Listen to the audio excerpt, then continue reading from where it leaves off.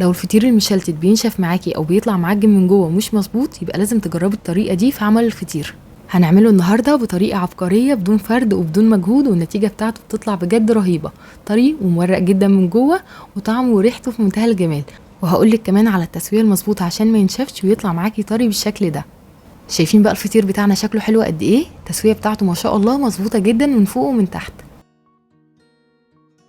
مش هطول عليكم كتير، بس قبل ما نبدا فيديو النهارده، لو اول مره تشوفوني ما تنسوش تشتركوا في القناه وتحطوا لايك للفيديو. تعالوا على طول نشوف الطريقه والمقادير. هنعمل النهارده مقادير كيلو دقيق واحد بس، لو حابين بقى تضاعفوا الكميه هتضاعفوا المكونات كلها. هنحتاج كيلو دقيق متعدد الاغراض. الدقيق لازم نخله كويس جدا قبل الاستخدام. كيلو دقيق كمان هيعمل معانا 3 فطيرات حجمهم متوسط زي ما شفتوا معايا في اول الفيديو. هنزود على الدقيق معلقتين كبار سكر ومعلقه صغيره ملح. هنقلب بقى المكونات الجافه دي مع بعض كويس جدا، وهنبدا نعجن بالميه. كميه الميه طبعا بتختلف حسب احتياج العجينه. في الاول كده هنحتاج 2.5 كوبايات من الميه. هنضيف الميه على مراحل، هنضيف شويه بشويه ونبدا نعجن. هنحتاج تقريبا من 3 كوبايات الا ربع ل3 كوبايات من الميه الفاتره. حجم الكوبايه هيكون 240 مللي. الميه كمان مش هنضيفها كلها مره واحده، لا هنضيف شويه بشويه ونعجن لحد ما العجينه تتلم معانا، عشان العجينه يطلع القوام بتاعها مظبوط كده، وكمان يكون فيها عرق وما تتقطعش معانا وقت الفرد. اهم حاجه بس نعجنها كويس جدا، لان عجينه الفطير من الحاجات اللي بتحتاج مجهود شويه في العجن.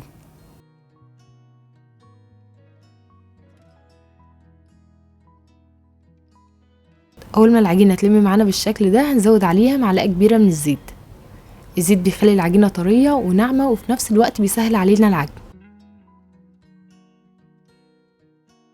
هنعجنها بقى كويس جدا سواء على ايدينا او في العجان. اهم حاجه نعجنها كويس لحد ما نوصل للقوام اللي انتوا شايفينه ده. العجينه هتكون طريه جدا وفي نفس الوقت مش بتلزق. هتاخد معانا تقريبا 10 دقايق عشان نوصل للقوام اللي احنا عايزينه. عايزه اوريكم بس قوام العجينه عامل ازاي. العجينه ما شاء الله طريه جدا وفي نفس الوقت ناعمه كده ومش بتلزق. وبعد ما بنخلص عجن على طول هنبدا نشتغل في العجين. مش هنسيب العجينه ترتاح، لا هنبدا نشتغل فيها على طول. هنقسم العجين بتاعنا النهارده لحوالي 38 قطعه ل 40 قطعه زي ما يطلعوا معاكم. هيعملوا معانا 3 فطيرات حجمهم متوسط، كل فطيره هيكون فيها حوالي 12 او 13 قطعه عجين. في الاول كده هنجهز طبق هندهنه كويس جدا بالزيت، وهنبدا بقى نقسم العجين.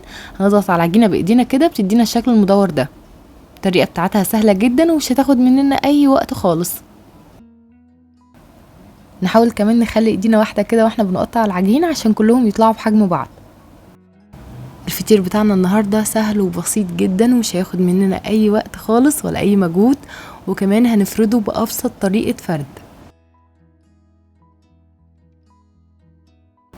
هنقسم بقى العجينه كلها بنفس الطريقه كده، بمجرد بس ما بنضغط على العجين بيدينا الشكل المدور ده. اهم حاجه بس نبل ايدينا كويس جدا بالزيت عشان العجينه ما تلزقش. ونبدا بقى نقسم العجين بحجم البيضه الصغيره زي ما انتم شايفين كده، وهنقسمه كمان ل 36 قطعه. وبعد ما قطعنا كل كميه العجين هنوزع على وشها كده حوالي معلقه كبيره من الزيت، وهنقلب كور العجين كويس جدا في الزيت. عايزين كل مكان في العجينه يوصل له زيت. وبعد ما بنخلص الخطوات هنغطي بقى العجين بتاعنا كويس جدا ببلاستيك راب او بكيس بلاستيك. اهم حاجه نغطيه كويس جدا بحيث ان هو ما يوصلوش اي هواء نهائي. لو العجينه وصل لها هواء العجينه هتنشف ووشها هيشقق، وكمان هتتعبنا جدا في الفرد، والفطير نفسه هيطلع ناشف جدا من جوه. وهنسيبه بقى يرتاح لمده نص ساعه عشان يتفرد معانا بكل سهوله.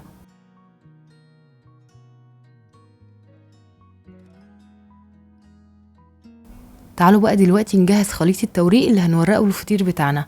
معايا تلت كوبايه زبده طريه. الزبده تكون طريه بحراره الغرفه. هزود عليها معلقتين كبار من السمنه البلدي. السمنه البلدي هتدي للفطير طعم حلو جدا. وكمان لو عايزين تستخدموا الكميه كلها سمنه براحتكم، الكميه كلها زبده براحتكم. تعملوا خليط بقى بين السمنه والزبده والزيت برضو براحتكم خالص. نقلب بقى السمنه والزبده مع بعض كويس جدا بحيث ان هي تكون ناعمه خالص وما فيهاش اي كتل. ده شكل العجين بعد ما سبته حوالي كده نص ساعة. العجينة بعد ما بنسيبها ترتاح شوية كده بتبقى ناعمة جدا وطرية وهتتفرد معاكم بكل سهولة. شايفين ما شاء الله العجينة ناعمة وعاملة زي اللبانة بالظبط. دلوقتي هنبدأ نفرد الفطير على السطح اللي احنا هنشتغل عليه. هندهنه كويس جدا بالزيت. وهناخد قطعة عجين وهنبدأ نفردها بالشكل ده، وهنحط عليها شوية صغيرين جدا من خليط التوريق، هنلاقيها بقى اتفردت معانا بكل سهولة. العجين بتاعنا اتعجن كويس وكمان سيبناه ارتاح شوية حلوين، عشان كده هنلاقيه اتفرد معانا بكل سهولة. بمجرد بس ما بنمشي ايدينا كده على العجين هنلاقيه اتفرد معانا بسرعة جدا. هناخدها بقى نرفعها على جنب ونبدأ نفرد واحدة تانية، وهنحط عليها شوية صغيرين كده من خليط التوريق، حوالي نص معلقة صغيرة، ونبدأ نفرد بالشكل ده من جوه لبره كده. هنلاقي الفطير بتاعنا اتفرد معانا بكل سهولة. وبعد ما بنخلص كده بناخد بقى الفطير بتاعنا بنرصه كله فوق بعض بالشكل ده، كل ما بنخلص واحدة بنرصها فوق التانية. هعمل معاك واحدة كمان، بنحط على الفطيرة كده شوية صغيرين جدا من خليط التوريق، حوالي نص معلقة صغيرة، ونبدأ نفرد بالشكل ده من جوه لبره. لو حابين بقى تعملوا فطيرة يكون حجمها متوسط هنحط كده حوالي 12 او 13 قطعة عجين فوق بعض. لو عايزين فطيرة يكون حجمها كبير شوية هتحط حوالي 20 طبقة عجين فوق بعض. لو حابين تعملوا فطيرة حجمها صغير هتحط حوالي 10 طبقات عجين فوق بعض، يعني الفطيرة الواحدة هيكون فيها 10 طبقات عجين. وخلص بقى الكمية كلها بنفس الطريقة كده، بنفرد الفطير ونحطه فوق بعضه طبقات طبقات طبقات لحد ما بخلص الكمية. الفطيرة الأولى دي أنا عملتها حوالي 12 أو 13 قطعة عجين. دلوقتي هنجهز بقى صينية مدهونة كويس جدا بخليط التوريق، أو نقدر ندهنها بأي مادة دهنية، سمنة أو زبدة أو زيت. هنحط في الصينية الفطيرة ونبدأ ندخل أطراف الفطيرة لجوه بالشكل ده. نحاول بقى نظبطها كده ونظبط جوانبها عشان تطلع شكلها مدور ويطلع شكلها حلو. بعد ما بخلص هغطيها بكيس بلاستيك او ببلاستيك راب وهنسيبها ترتاح لمدة تلت ساعة او لمدة نص ساعة، عشان لما نيجي نفرد الفطيرة العجين ما يلمش مرة تانية.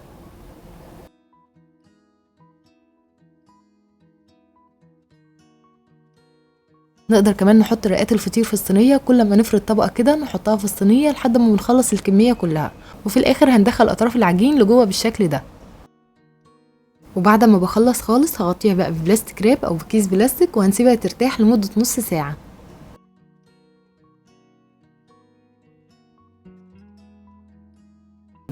ده شكلها كده بعد ما سبتها حوالي نص ساعة. شايفين بتتفرد معايا بكل سهولة، وكمان العجين ما بيلمش مرة تانية.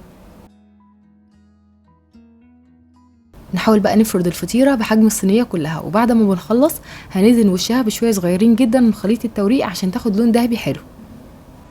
بالنسبة للتسوية هندخل الفطير فرن سخن على درجة حرارة 200. هنشغل الفرن من قبلها حوالي ربع ساعة كده عشان يسخن كويس، وهندخل بقى الفطير بتاعنا في الرف قبل الأخير على درجة حرارة 200. وزي ما قلنا الفرن هيكون شغال من تحت بس، وأول ما ياخد لون ذهبي من تحت بنصف الفرن من تحت وبنولع عليه الشواية عشان ياخد لون ذهبي من فوق. لو درجة حرارة الفرن بتاعنا مظبوطة هنلاقي الفطير أخد لون حلو جدا من غير ما نحتاج إن احنا نولع الشواية. هياخد حوالي 10 دقايق او 12 دقيقة بالظبط وهنلاقيه استوى. نحاول كمان ما نزودش مدة التسوية عن كده عشان الفطير ما ينشفش. اهم حاجة في التسوية الفرن بتاعنا يكون سخن كويس قبلها، وكمان ما نزودش مدة التسوية عن 10 او 12 دقيقة بالظبط.